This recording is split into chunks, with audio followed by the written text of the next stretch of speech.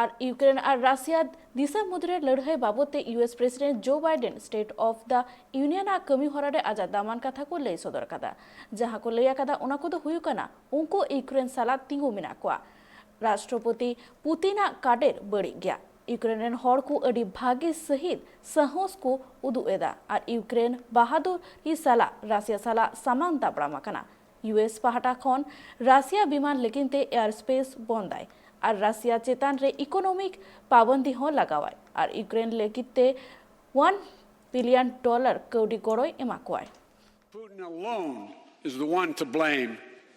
Together with our allies, we're providing support to the Ukrainians in their fight for freedom. Military assistance, economic assistance, humanitarian assistance.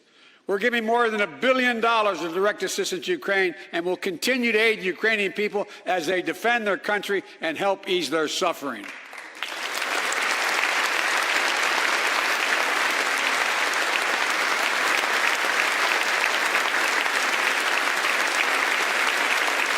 But let me be clear.